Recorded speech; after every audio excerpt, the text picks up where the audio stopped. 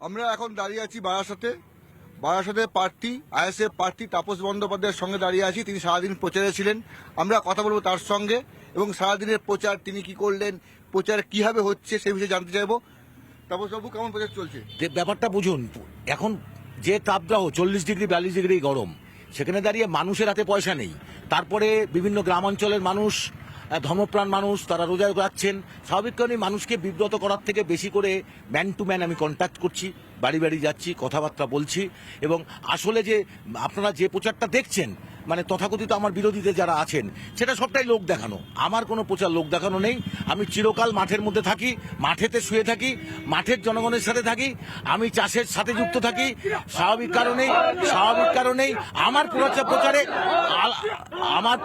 আমার প্রচারে আলাদা কিছু বৈশিষ্ট্য নেই।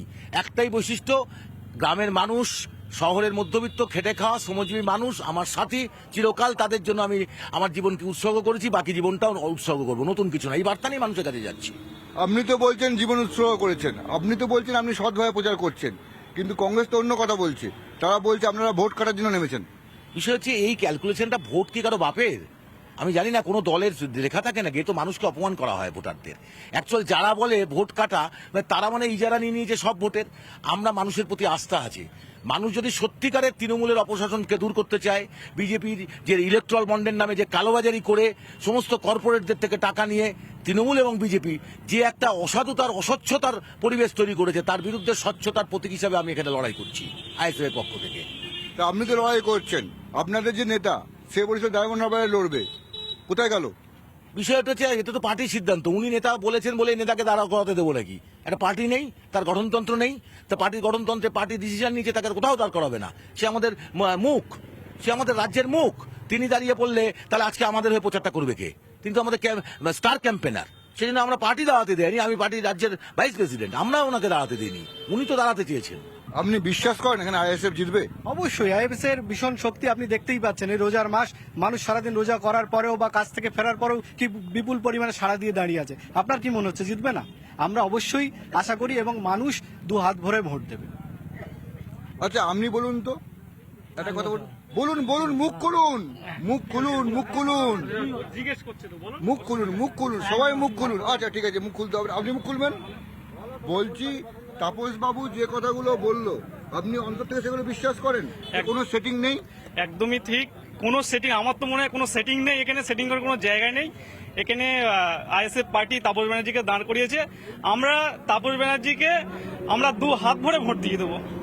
নিঃসন্দেহে কোনো এখানে সেই আর অন্য কোনো দলকে তাকানোর জায়গা নেই। দেখুন, সেটিং থাকার হলে, সেটিং আমরা দেখেছি বিজেপি এবং তৃণমূলের সেটিং আছে, বিগত দিন আমরা দেখে এসেছি।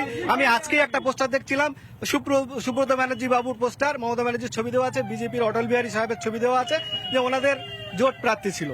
তো ওনারা যখন পুরোনো দিনে জোট ছিল, সেই সম্পর্কটা তো এখনো আছে বলে আমার মনে হয়। এবং বিজেপিকে নিয়ে এসে, বিজেপিকে ফ্রন্টে নিয়ে এসে লড়াই করবে কে বলেছিলেন? মমতা ব্যানার্জি। এই আলোচনাগুলো হারিয়ে যাচ্ছে কেন? বিজেপি ইতিহাস বিকৃতি করছে বলে তো আপনারা পশ্চিমবঙ্গের মাটি থেকে মমতা ব্যানার্জির ইতিহাসটাকে বিকৃত করে দিচ্ছেন কেন? যা করেছেন সেটা বলুন। বিধানসভা ভাঙচুরের ইতিহাসটা ভুলে যাচ্ছেন নাকি? তখন কোথায় ছিল? সিঙ্গুরে রাজনাথের সাথে কে ছিলেন? সিঙ্গুরে যখন অনশন করছিলেন, রাজনাথ সিং ওনার কানে কানে কি গল্প করেছিলেন? আজকে তৃণমূল সরকারকে আনার জন্য কি বিজেপি সাহায্য করেনি? এসওসি সাহায্য করেনি? সব সতী সাহায্যে। এখন কংগ্রেস সাহায্য করেনি, সব সতী সাহায্যে। এখন যত দায় আইএসএফ এর। আমরা এখনো বিশ্বাস করি প্রকৃত যারা বামপন্থী মানুষ, তারা আইএসএফ এর সাথে আছে, ছিল, থাকবে। আপনি বলছিলেন যে আপনাদের সঙ্গে বামেদের কোনো ভালোবাসায় কোনো কমতি নেই, কিন্তু আপনার এখানে তো প্রার্থী দিয়ে দিয়েছে, এটা দুর্ভাগ্যজনক। আমরা অনেক আগে প্রার্থী ঘোষণা করেছিলাম, দিয়েছেন। লড়াই হবে বন্ধুত্বপূর্ণ। আর কত দুর্ভাগ্যের কথা বলবেন? বন্ধুত্বপূর্ণ লড়াই হবে, কি আছে, অসুবিধা কি আছে? লড়াই আবার কখনো বন্ধুত্বপূর্ণ হয় নাকি? দেখুন, এটা ঘটনা, যদি ওনারাও বিজেপি তৃণমূলকে পরাস্ত করার জন্য রেডি থাকেন। কি বলছেন বলুন তো? ইনি তো বলছেন লড়াই বন্ধুত্বপূর্ণ হবে, এটা কি কথা? দেখুন, লড়াইয়ের ময়দানে নেমে কিছু সৌজন্য বার্তা রাখতে হয়, কিন্তু যিনি লড়তে পারে তাকেই লড়াইয়ের ময়দানে মানুষ তার পাশে এসে লড়াইয়ের সহযোগী হয়। আপনি দেখছেন এই সময়কালে বারাসাত লোকসভা কেন্দ্রে জনগণ যাদেরকে পার্লামেন্টে পাঠিয়েছিল নিজের রাত্রে ঘুমাতে যাওয়া এবং সকালে ওঠার নিত্য প্রয়োজনীয় যার সমস্যা সমাধানের জন্য, তারা সমস্ত চুরির কাজে ব্যস্ত, ভাগ বাটোরায় ব্যস্ত। এখন পার্লামেন্টে পাঠাবার জন্য মানুষ যে কানে কানে বলছে, কানে কানে বলছে নওশাদ সিদ্দিকীর খামচিহ্নে ভোট দিতে হবে, এরকম একটা সত্য ব্যক্তি, সততার ব্যক্তি, প্রতীক চিহ্ন, খাম চিহ্ন, তাকে ভোট দিতে হবে। জোরে জোরে আওয়াজ করার দরকার নেই, কানে কানে পাড়ায় গিয়ে মা বোনেদের বলছে প্রচারের প্রয়োজন নেই, খামচিহ্নে ভোট দিন, চুপিচাপে ভোট দিন। ওরা ভাগ করে খাচ্ছে, ওরা লুট করে খাচ্ছে, ওরা মিলেমিশে থাকছে, ওরা সেটিংয়ে থাকছে। এই বিষয় নিশ্চুপ থাকেন, আস্তে আস্তে খামচিহ্নে গিয়ে ভোট দিন। মানুষ ব্যাপকভাবে আমাদেরকে সমর্থন করছে, সহযোগিতা করছে, এবং আমাদের প্রচার প্রসারের জন্য যে অর্থের প্রয়োজন সেটা চাঁদার মাধ্যমেও তারা সাহায্য করছে। এই নিয়ে আমরা ময়দানে নেমেছি, এবং আগামী দিন আপনি নিশ্চিন্তে থাকুন, পশ্চিমবাংলার বুকে আইএসএফ এর পক্ষ থেকে তাপস ব্যানার্জির নেতৃত্বে পার্লামেন্টে আমাদের একাধিক সদস্য যাবে। আপনি নিজে নিশ্চিন্তে?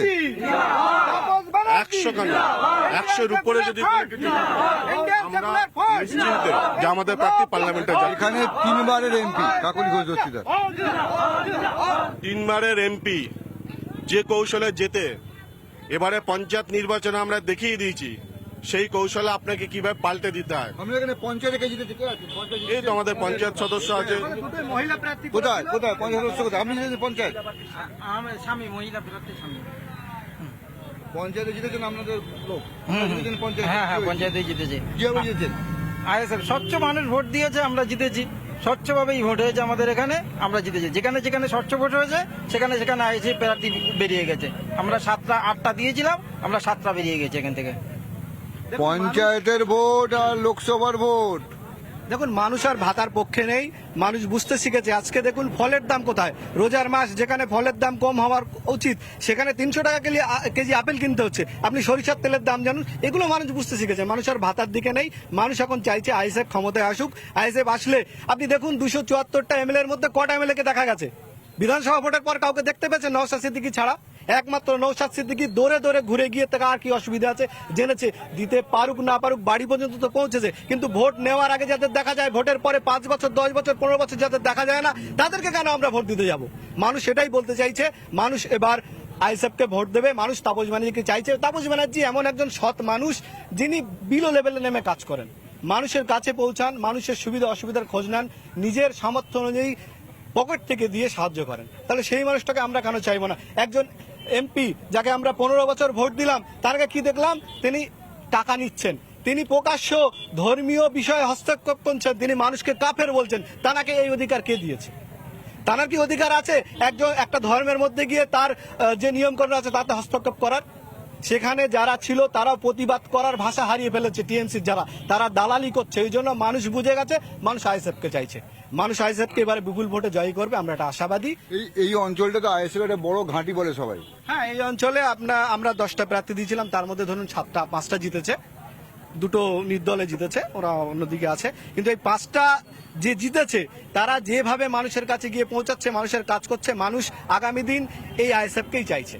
কিন্তু এই যে বিষয়টা, এই অঞ্চলটা না হয় আইএসএফ একটা বিশাল ব্যাপার, কিন্তু গোটা বারাসত, ওটা বারাসাতের পঞ্চায়েত যতগুলো বারাসাত লোকসভা পঞ্চায়েত কেন্দ্রে সব কটাতে আমরা পঞ্চায়েত দখল নিয়ে নিতে পারতাম। গণনা কেন্দ্রে কেড়ে নিয়েছে। অশোকনগর, মিনাখাই, দেগঙ্গা, মধ্যমগ্রাম, রোহান্ডা, খামারপাড়া কেড়ে নিয়েছে। আপনারা জানেন সবকিছু। পঞ্চায়েতের সমস্ত ফল তার নিরিখে কিন্তু লোকসভা কেন্দ্রে আমরা এখানে প্রার্থী দিই। বিধানসভা ভোটেও তো আপনি অনেক ভোট পেয়েছিলেন, তারপর কি হলো? তারপরে পুশ করে 72টাও বিভিএম তার আগে পাল্টি হয়ে গেছিল, সেগুলো চেপে গেল, বেরিয়ে গেল। এবার সেটা দেখুক সেন্ট্রাল কমিশন। এবং শুধু ক্রিমিনাল এখন অ্যারেস্ট হচ্ছে না কেন বলুন তো? যারা পঞ্চায়েত নির্বাচনে যে করলো আমরা ধরিয়ে দিলাম, রাজ্যপালকে যে ঘোষণা জানালাম কারা কারা কেড়ে নিয়েছে গণনা কেন্দ্রে, বুথ দখল করেছে, তারা এখনো অ্যারেস্ট হয়নি কেন? আপনারা লড়াই করতে পারেননি? লড়াই আমরা কি ওদের মতন অস্ত্র তুলে নেবো নাকি হাতে? ওদের হাতে অস্ত্র আছে, পুলিশ আছে, থানাগুলো তো তৃণমূলের সমস্ত পার্টি অফিস হয়ে গেছে, ওরা পুলিশ নিয়ে করছে। আর আমরা তো চাই না, আমরা সৌহার্দ্যের বার্তা নিয়ে মানুষের কাছে যাই। আমরা লড়াই মারের বদলা মার দিতে চাই না। সেই জন্য বন্ধুত্বপূর্ণ লড়াই করছেন। অবশ্যই বন্ধুত্বপূর্ণ লড়াই। কেউ যদি দাঁড়ায়, কালকে আমি আপত্তি করতে পারি? গণতান্ত্রিক অধিকার আছে সবার দাঁড়ানো, দাঁড়াতে পারি। মানুষ বিচার করবে কাকে ভোট দেবে, মানুষ বিচার করবে কাকে ভোট দেবে। যারা শক্তিশালী, বিজেপি তৃণমূলকে প্রকৃতভাবে যারা পরাস্ত করতে চায়, তারা আমাকেই ভোট দেবে, এটা দৃঢ় বিশ্বাসের সাথে আপনাকে বলছি। আর আমাদের পকেট ভোট তো আছেই। আমরা 4 লাখ ভোট পকেটে নিয়ে মাঠে নেমেছি। পঞ্চায়েত লেভেলে বুথ স্তরে গিয়ে আমি সংগঠন করেছি। সংগঠনটা কোথায় দাঁড়িয়ে আছে আমার থেকে ভালো কেউ জানে না। এবং আপনাকে এও বলে দিচ্ছি, 2000-এর মতন এখানে বুথ 1,500 মতন জায়গায় আমরা পোলিং এজেন্ট দেবো। যারা ভাবছে আমরা পোলিং এজেন্ট দিতে পারবো না, ম্যান নেই, ভুল করছে। তো এখনই বলে দিচ্ছি, আর বাকি 500 জায়গায়ও আমাদের পোলিং এজেন্ট বসবে। তার সেরকম সংগঠন গড়ে তোলার মতন ক্ষমতা আমি নিজে সংগঠক হিসাবে রাখি, দায়িত্ব নিয়ে আজকে বললাম। অন্য কেন্দ্রের সাথে বারাসাত কেন্দ্রে মেলানো কাকলি ঘোষ দস্যুরা কি করবে এবার? সেটা তো উনি জানেন কি করবেন। ওকে ছেড়ে দেবো আপনাকে? না, না, আপনাকে একটা কথা বলি, না উনি কি হয় বড় জোর আমাকে মেরে ফেলতে পারেন। না, মারার নয়, এটা তো মারার কথা নয়। ছেড়ে দিন। ওরা কি ওদের কোনো না, না, না, দাদা আপনাকে বলুন, উনি আগে, আমি বলবো জ্যোতিপ্রিয় মল্লিককে ছাড়ানোর ব্যবস্থা করুন। আমি খুব কষ্ট পাচ্ছেন, আমার পাশে আমার মন্ত্রী এখানে, প্লাস বাকিবুর রহমানকে ছাড়ানোর ব্যবস্থা করুন, আর শাহজাহানকে ছাড়ানোর ব্যবস্থা করুন, ওনারই তো এলাকা। আর আমি একটা কথাই বলতে চাই বিনীতভাবে আপনাদের কাছে হাত জোর করে, বারাসাতে মানব পাচারে প্রথম স্থান আপনারাই মিডিয়া দেখিয়েছেন। কাজে মানব পাচার মানে নারী পাচার, এই নারী পাচারটা হলো একজন নারী, তিনি উত্তর দিন। 1, 2 খাদ্য কেলেঙ্কারিতে কোন স্থান? বারাসাত। গরু পাচারে কোন স্থান? করিডর বারাসাত। শিক্ষা চুরি কোন স্থান? উত্তর 24 না। তার তো নেত্রী উনি, তাহলে ওনাকে তো কৈফিয়ত দিতে হবে। কামদুনির এখনো পর্যন্ত সাজা পেল না কেন? এখনো কামদুনির আসামিরা কেন বাইরে ঘুরে বেড়াচ্ছে? এই কৈফিয়ত তো ওনাকে দিতে হবে। সুজেটের সাজা পেল না কেন? উনি বলেছিলেন সুজেটের সাথে খদ্দেরের গোলমাল, একটা নারীর কাছ থেকে আশা করিনি। উনি পঞ্চায়েতে যখন আমাদের গণনা কেন্দ্রে কেড়ে নিচ্ছে, জেতা প্রার্থীকে মেরে বের করে দিচ্ছে, একটাও তো উনি বলেননি সংবিধান রক্ষা করো।